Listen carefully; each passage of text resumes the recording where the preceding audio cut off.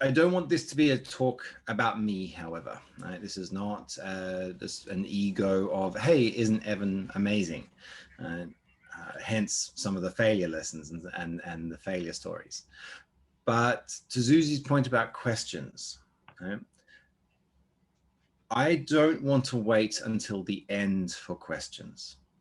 The way that I have structured this is as a dialogue.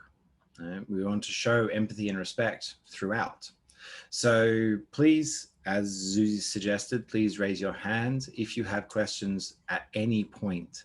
And my request to Zuzi and Saurabh to please unmute them and give them a chance to ask their questions for two reasons.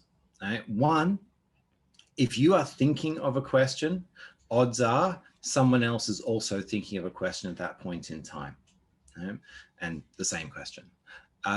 Point number two, however, what you get out of a conversation like this is what you put in. And I can rant for 45 minutes non-stop. Don't worry about that. I have more than enough material to do that, but that's not going to be valuable for you. So please ask your questions as we go along, as we talk.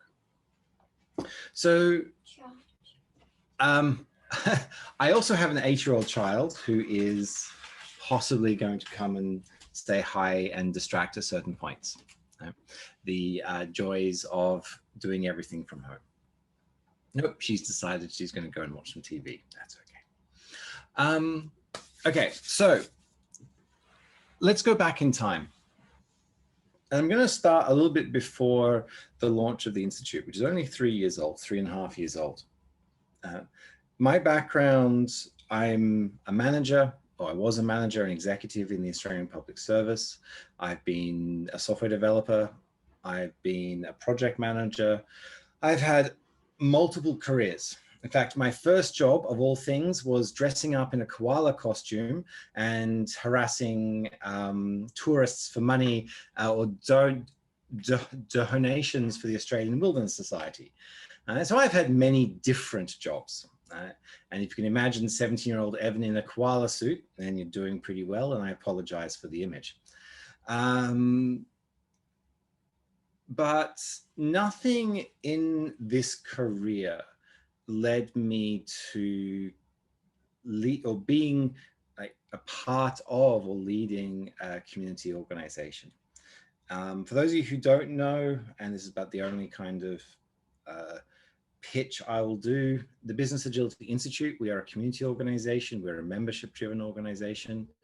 We don't do consulting, we don't do training, we don't have individual certifications.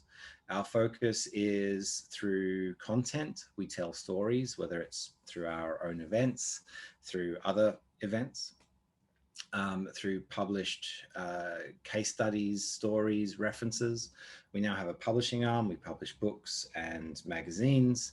And a large part of our focus is now on research. We have 14 research teams, some linked to universities and others not. Now, a career of consulting and management and software development and project management doesn't seem to lead to that space of being a community, to being part of a community. And I want to go way back, and I want to talk about where I went wrong very early on in my career, and how that shaped, I suppose, what we're talking about here, respect and empathy. I gave a talk, if any of you who have heard this talk, I've given it a couple of times now, which is about the art of management and good management specifically. But I tell a story of when I first became a director in the Australian Public Service. And the truth is, if you're familiar with the Peter Principle, that was me. I had been promoted to my level of incompetence, as many public servants are. And I got the job because I was technically competent, because I knew how to do what was being done. Right? I could convince the interview panel that the approach I would take, and this was for a whole government program, that the approach I would take would be effective. But most of all, I got the job because I was confident.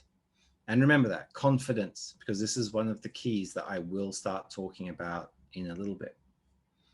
The problem is, whilst I was confident, I was not competent. I did not know truly what I was doing, because the skills of running a project or a software team is a far cry from the skills necessary to run a $35 million division and a whole of government program. And I didn't listen. I thought I was doing a good job, right? Because I was, bad management is so easy. let's be honest. We don't look at a plumber or a doctor or a nurse and think I can do that job without some level of training. Right? We know it takes training and skill, but somehow we look at our boss and go, I can do that job. Right? Without training, without learning management skills. We just have this intrinsic idea that I'm good at my job. How hard is that? That looks easier than what I'm doing. Right? Now, obviously, the truth was far from, the reality was far from that. Now, what it took for me was a boss above me to point out and say the magic word, arrogance. All right? And he accused me of being arrogant, and he was right. He then gave me one piece of advice, which is fundamental to every single thing that I've built since. You have to bring people with you. Now, obviously, he was talking in the context of in an executive role. You can't just tell people what to do and expect that they'll do it.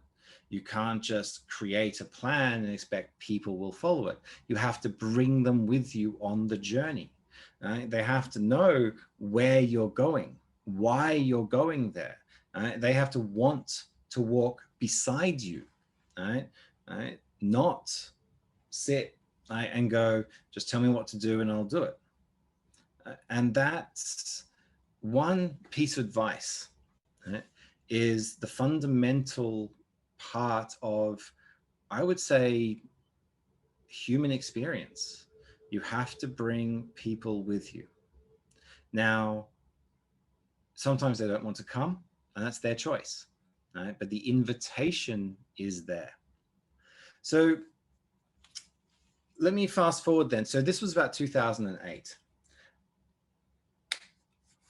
2010, I left the public service, I go consulting, blah, blah, blah. I do some fun, interesting stuff, consulting world, join IBM, leave IBM, all fun. Then I start the Institute. Now honestly, I started the Institute on a dare. Right? I was sitting in India, and some of you may know Ellen Grove, who is now the managing director of Agile Alliance. At the time, she was an Agile coach. She and I were sitting at Agile India, the conference there, lamenting about the level of the conversations that were happening at Agile conferences around the world. And I was saying, it's like how frustrated I was that no one was talking about business level topics. Every conversation was looking at a Scrum or Agile, which, don't get me wrong, is great, and that's why we're all here. But sometimes the conversation has to go deeper. It can't just be yet another talk about how you apply Agile in product development. And I do apologize if that's what the next talk is. Because we've all heard these stories before, haven't we? Right? These are stories that aren't new. Right? So she basically said, why don't you create a business agility conference? And I did. Right? And being very bad at names, I just called it the Business Agility Conference. Zuzi was there. Um, and he, the next key thing, right? It was a success, but it was a success in spite of me.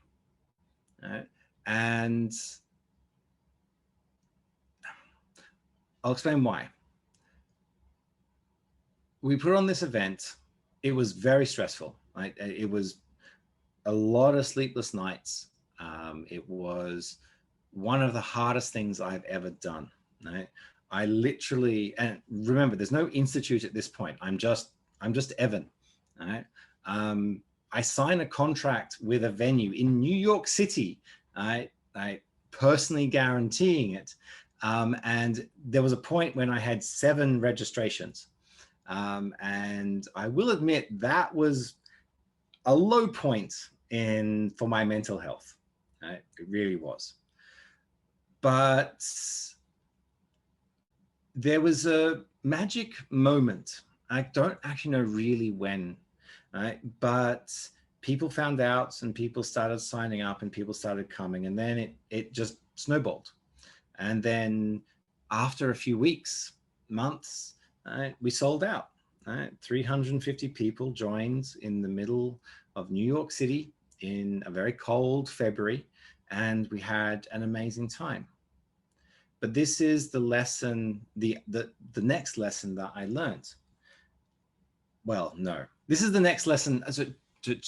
Sorry, I learned it later. Right? In hindsight, the lesson is you cannot create a community. You can create a space for a community. You can be a part of the community, but you can't create the community itself, or at least not immediately. And I was lucky because I wasn't the only one who was frustrated. There were hundreds of other people who wanted a level of dialogue, a level of conversation above the standard product development agile space. So they all came because they wanted to have that conversation. And I'll jump forward a little bit actually, and this is something that's actually, this is a later slide. I'll bring it forward. So about 6 months later, about 6 months later, I started, the Business Agility Institute had started, and it's like, let's do this same thing for the government sector. I was a public servant. They need business agility as much as anyone else. So I created a government agility conference, right? And this was in Washington, D.C. We connected with all of the key players. We had some great speakers. We had someone from the Scottish government. We had speakers from like very few consultants, like real good speakers. But we canceled the conference, right? Because 3 weeks out, right, 2 weeks out, we had about, I think it was like I think it was 3 registrations, maybe 4, right? Not through lack of marketing, right? Not through lack of trying, right? And at this point, I have an institute behind me. Like we actually, it's not just a smell of an oily rag, or we're actually doing some stuff, but there wasn't a community, right? And I'm on record as saying the greatest lie that Hollywood ever told is if you build it, they will come. Right? And that is a lie. It is fundamentally flawed. And to be blunt, I have made this mistake more than once. I'd like to say that after government agility, I learned my lesson and didn't do it again. No, multiple times I've made this same mistake. Right? Communities exist. Right? People want to come together. And if you are a part of that space and you create a space and you hold a space, then people will come. But just by creating a space, you're not going to create a community to fill it. And so this is why I say we were lucky with the first Business Agility Conference, because we tapped into a community that wanted to form. And that's where we then started the Institute. Not long after, we launched into research. For those of you who know Linda Rising, I heard her speak, and this is about 6 months after we'd launched the Institute. She said, what was it? The plural of anecdote is not data, which is actually technically not right. The quote is, the plural of anecdote is data, but she was misquoting it deliberately. But what she was pointing out was that so much of the Agile community is based on anecdote. It's based on personal experience. You think something will work over there because it worked for you here, right? But we don't have the evidence to prove it. And so because we were an independent institution, we say, well, no one else is able to do research, so we will. So we launched research, and that was fun. And we then launched meetups, and now we've launched chapters and publishing and so forth. So let's keep talking about community then. Okay? Next piece of advice, right? Do things that don't scale. What do I mean? And this is, and actually, quick show of hands, or like hands up, or just thumbs, or say in the chat, who here is involved in a startup or have been involved in a startup before? Virtual hands, thumbs up. Yes, Ross Banks, Harris, Catherine, a couple of you. Stefan, fantastic. Jennifer. Well, all right. So I'm going to speak directly to you for a moment. You know, in a startup space, we often talk about scaling. In fact, we do that with most organizations as well. But the truth is, growth comes from connection. When people don't buy from companies, they buy from other people. Right? They buy because they feel a connection. Now, sometimes the connection is with a brand. Sometimes the connection is with, it can be with a piece of marketing. It can be with a funny jingle. But there's a personal identification that occurs. Now, in a startup world, and the Institute is a startup, I literally have one employee. You've got to do things that don't scale because you have to make it personal. And this is true in every facet of every business. Right? I quite literally spend 2 to 3 hours a day emailing people. Right? And I do so because it's important to have a connection, a relationship. And you should as well. Right? Not because there's value, not because you can sell them something, but because they're another human being on the other end of that. And the relationship blossoms into unexpected things. Right? Back when I was a consultant, and this goes back to that very first piece of advice, right? Bring people with you. Back when I was a consultant, I've literally sold large $1 million deals on the back of a relationship that I've had for 4, 5, 6 years. Not because I intended to try and sell them something, but because the relationship reached a point where I had something that was of value to them, where I was at that time and when they are at that time. Right? So these personal connections are vitally important. Now, the truth is it doesn't scale. Right? We have thousands of members, right? And I've reached a point where I can't message everybody, but I do try.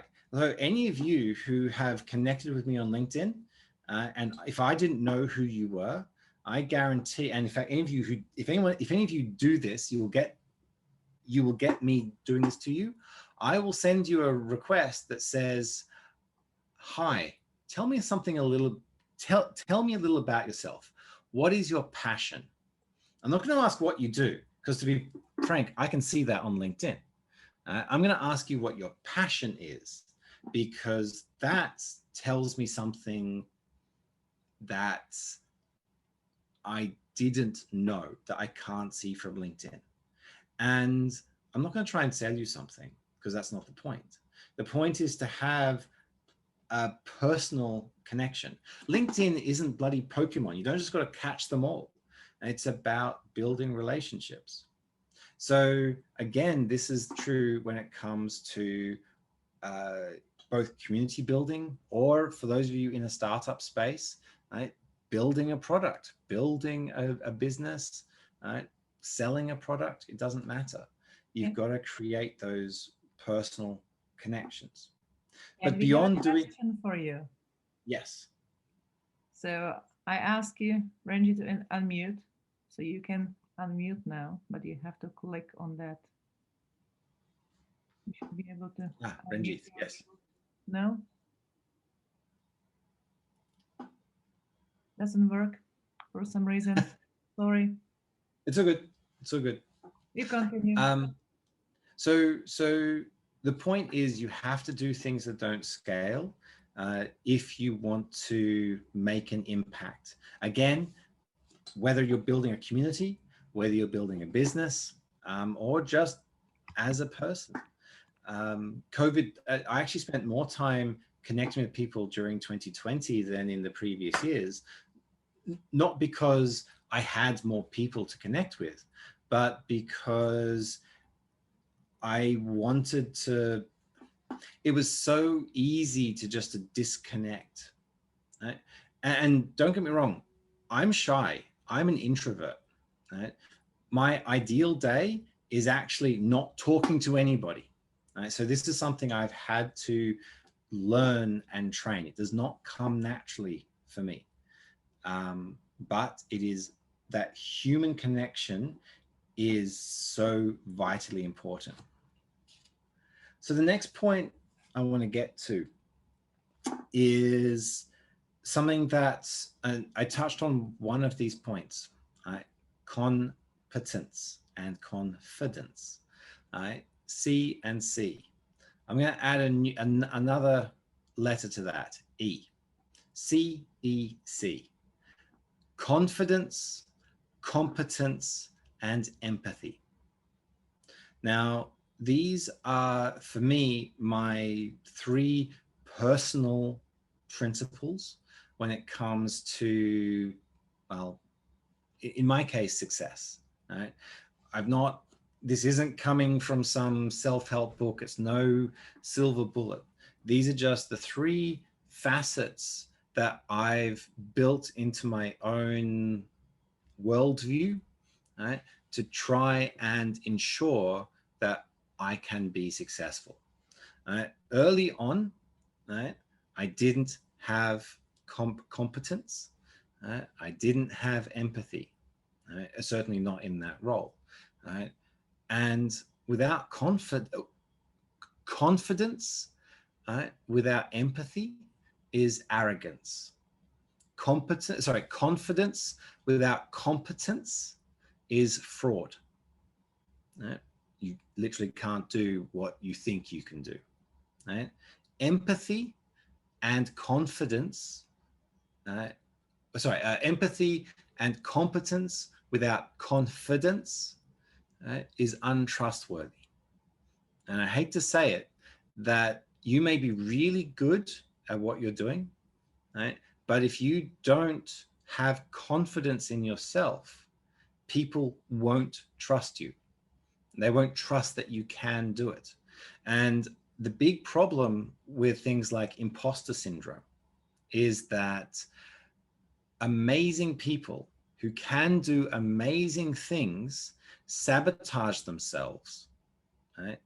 Not deliberately, right? Subconsciously sabotage themselves, because without showing an appropriate level of confidence in their skills and an empathic understanding of other people, right? They sabotage their own ability to be successful because they do not come across as trustworthy. Right? And this is something that one of our research studies, which will be published in about 4 weeks. This is a 12-month study. We started literally before COVID, which is looking at the impact, or the relationship, I should say, between diversity, equity, and inclusion and agility. Right? And we started with the hypothesis that despite positive intent, right, agile organizations actually suffer from a lack of inclusion and a lack of diversity and a lack of equity. And the sad news is that hypothesis is bearing out.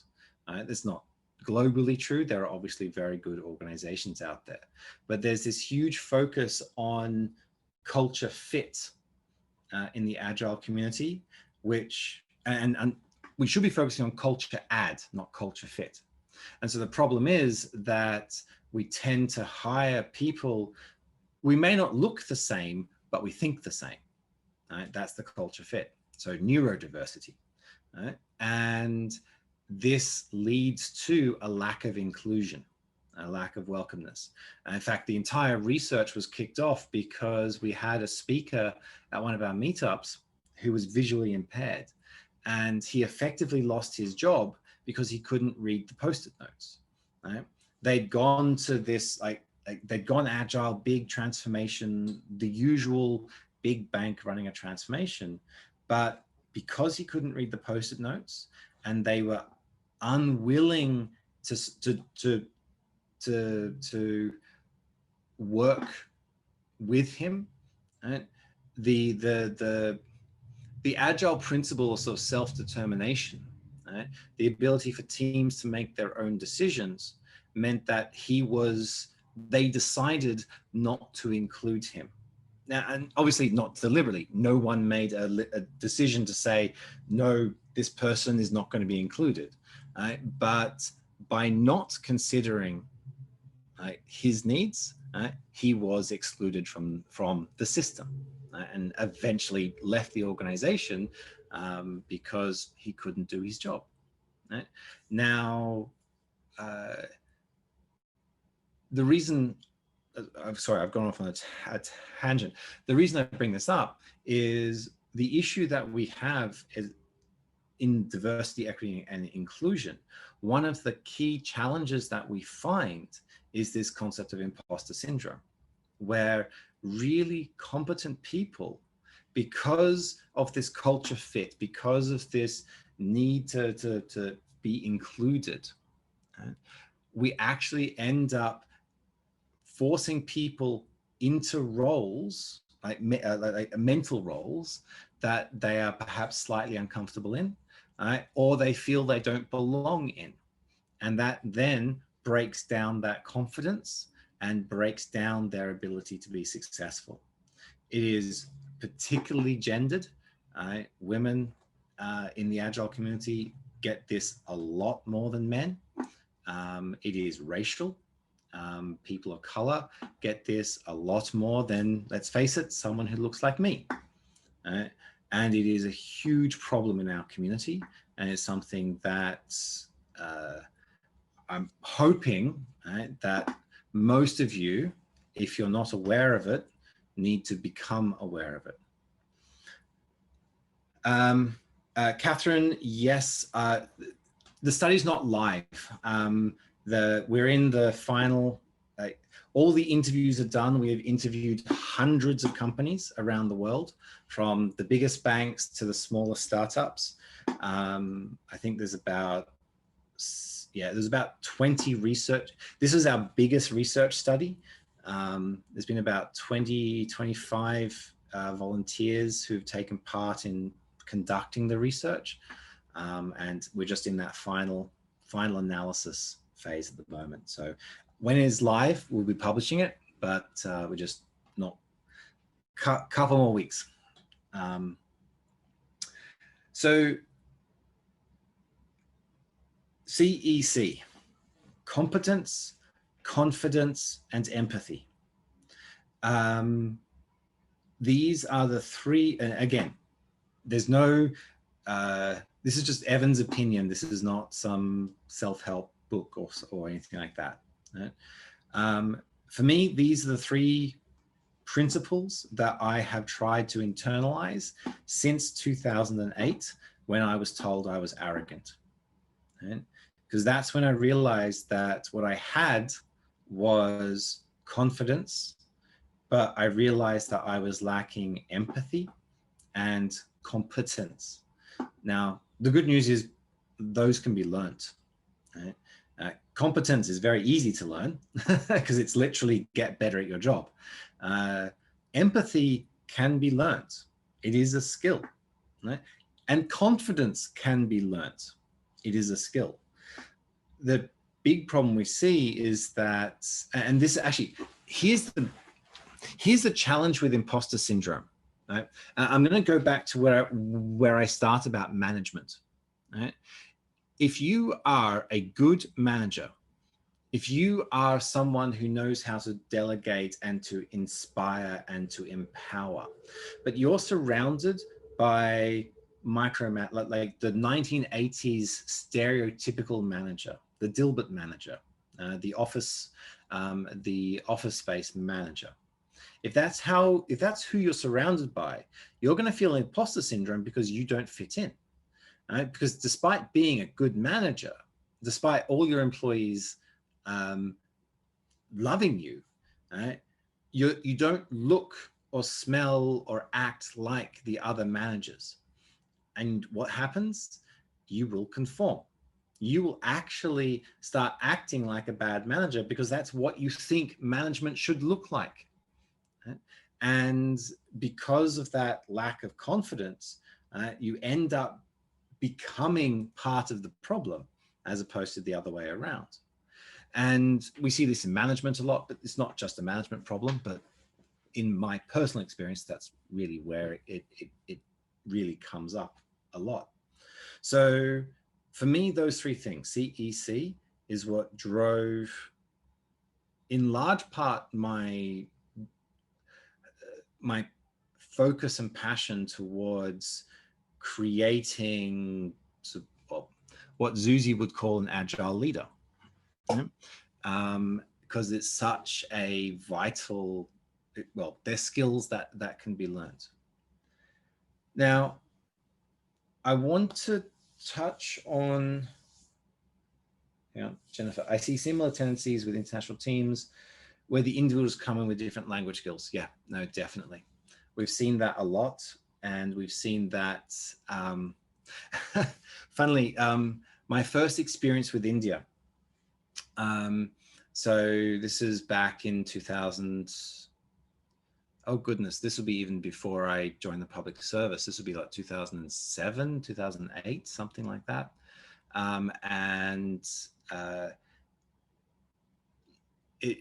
It's almost a joke now, but I literally had someone complain that like they were now being called a scrum master. And it's like, what do I tell my mother-in-law that I do? Right? And that wasn't a joke. It's like, ha ha ha, yeah, that's funny. That's fun. No, it wasn't a joke. This and for an Australian, this was confronting because for us, a job is a job. Right? If you have passion for your job, fantastic. But your identity and sense of place in society is not bound to your job, or at least not much. Whereas in India, right, your job title is, and it's part of your social position with your family, with that entire extended non-work network. And so it was that discovery was quite illuminating. So there are definite cultural patterns at play. We also ran, we have a community, we have multiple communities in Africa. We have one in Nigeria, and I was there just before COVID in February and last year. And there was a great talk about what does agility in Africa look like. And a big part of it was around respect for elders, which is a big cultural thing, right? To the point where it's actually a problem where you might have a manager who is younger than a subordinate. So this respect for elders is basically you can't tell them, you can't, it is so strict, right? You can't tell an elder that they're wrong. You can't correct them, right? And how do you have a transparent, agile work environment when you can't tell someone that you've made a mistake, right? Not in a bad way, just purely innate, let's learn, right? Like, how can we not do this? And so this is a real challenge in Nigeria, where you've got a much younger generation coming up, who are being promoted faster than their elders because they have technical skills or for whatever reason. And you got these challenges. So it's a huge, uh, it's a huge thing. Anyway, sorry, Sarab, yes, Douglas. Yes, that's my message. Yeah, it is second. Hi, everyone. Thank you for interesting comments. Even while you were mentioning, I'm sorry, I'm an engineer, so I was already drawing some Venn diagrams here with your three values. And when I was drawing it, I saw that the relation, I was trying to understand better if you have any insights on the relation on the imposter syndrome. And you can see the Venn diagrams that I was drawing here.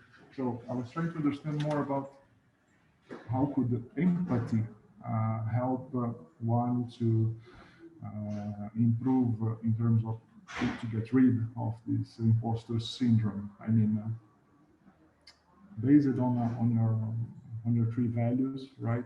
I understand what you've mentioned about the fraud, about the arrogance, but do you have any comments on how to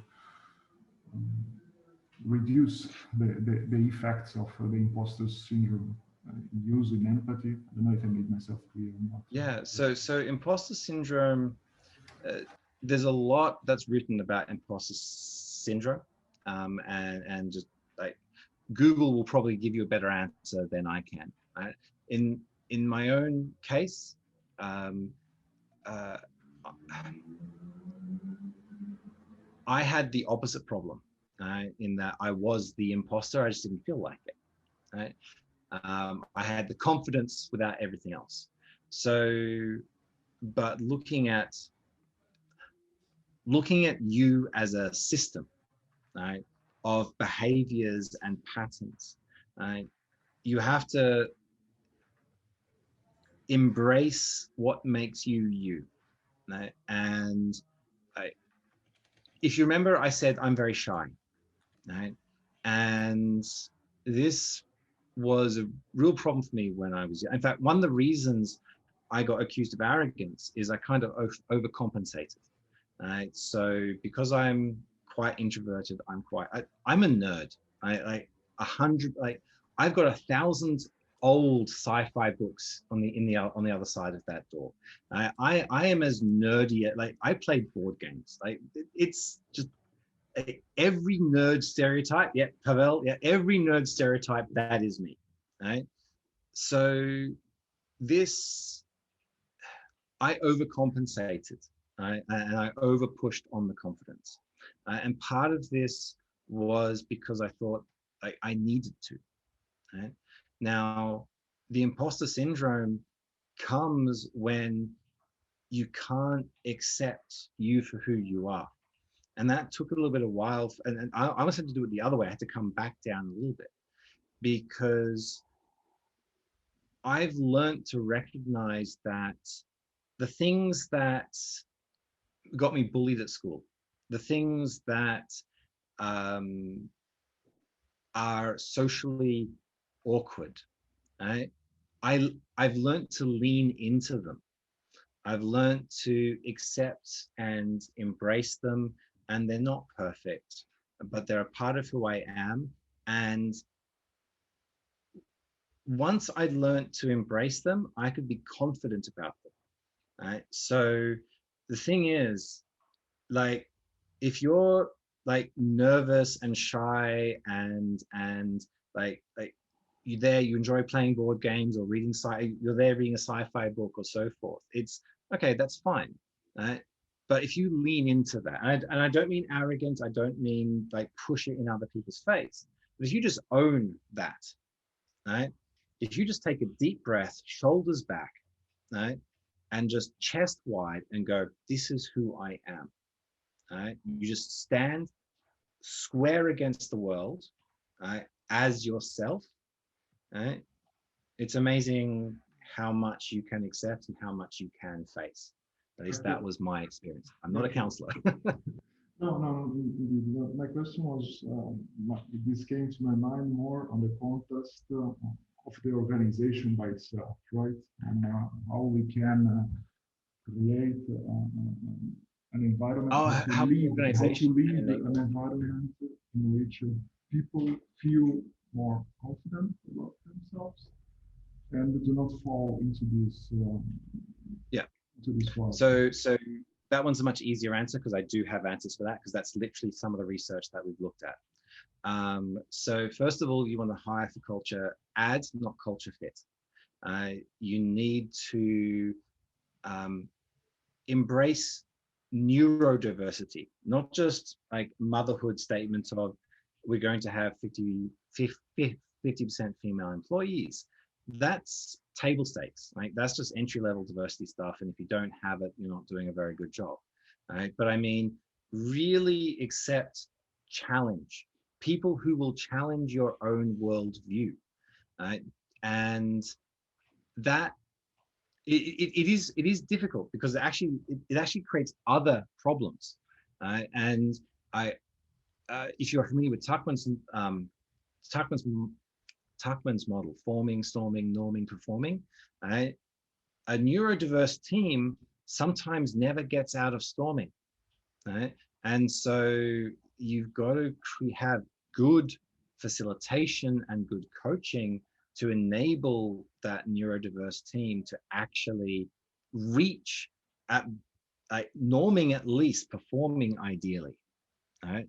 So this is, you've got to hire for culture fit, but you've got to be ready for the challenge that, sorry, you have to hire for culture add, not culture fit.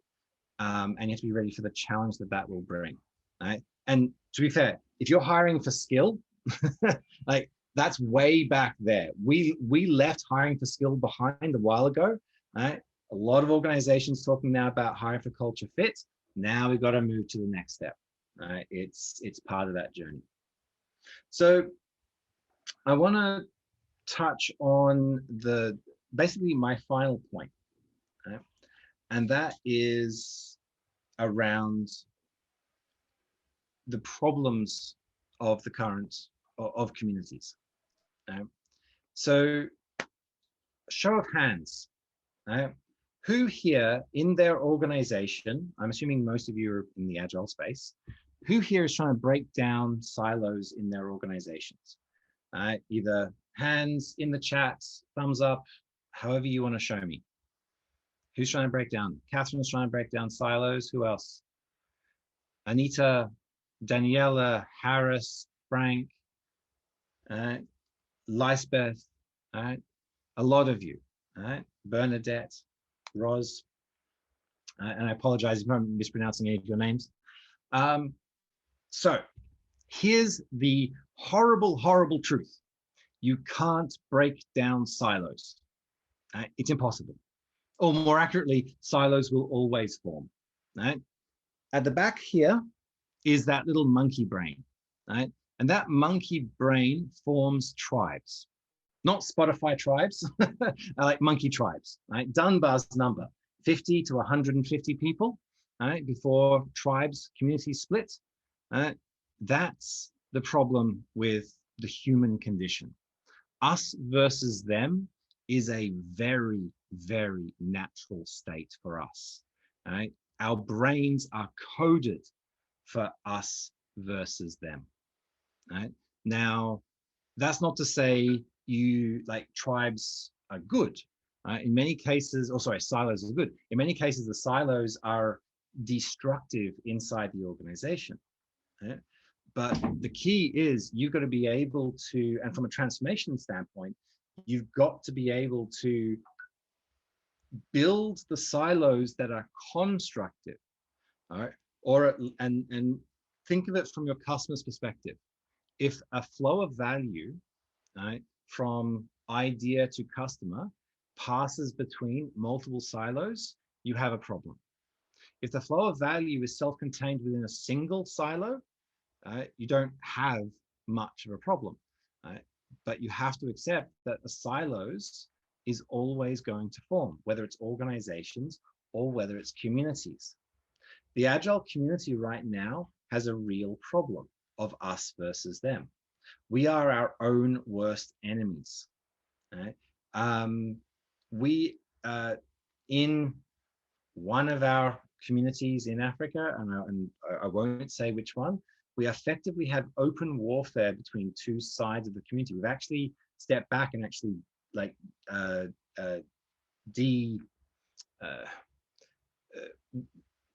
we've taken down our community, our formal community there, because we can't be a party to this just open hostility. But that's just, to be fair, they're open about it. All these communities, I'm old enough to remember Scrum versus XP. Right? Most of you have come across the Scrum versus Safe, right? And maybe you hate Safe, maybe you hate Scrum, right? Maybe there's this Agile industrial complex, like entire ecosystem who thinks anyone who makes money in Agile is evil, right? And then there's folk who are, to be fair, just in it for the money, right? So we lose sight of, because and our brains pattern match. That's the whole point of our brains, right? When you see a threat, when you see an orange fast-moving object, your brain doesn't sit there going, I wonder what that is. Right? Your brain just goes, lion, run. Right? You don't even need to see the lion. You just start running. Right? Now, to be fair, we don't see many lions these days, so the fight and flight reflex isn't as helpful as it used to be. Right? But that's literally how our brains are coded.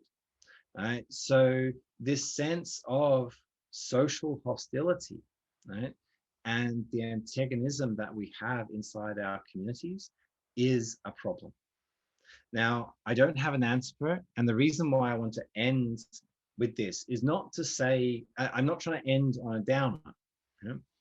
Because to be fair, I have a lot of hope. But that's the reason I do everything that we do, is because I have hope for the entire community. But I want you to recognize the very human response of, are they our kind of agilists? And I want you to start to recognize when you look at those others and ask yourself, are they trying to do the best they can for their clients, right, in the best way that they know how? Right? I find most people act with good intention. And it's the only thing that gets me up in the morning sometimes, because running a community organization is a thankless job. Certainly doesn't pay well. Right? So when you see, you have to be part of the solution. You have to extend the olive branch to those all around you. Our enemy isn't other agilists. It's not those doing safe, and safe is evil. It's not those in McKinsey because McKinsey's evil. It's not those in a competitor. It's not those on the other side of the country who's part of the other meetup group that you don't like. Right? We all share a common goal, which is to make business better. Right? We want to create a place, a planet where customers get exactly what they need, where employees feel respected, empowered, right? Where employees have autonomy, mastery, and purpose.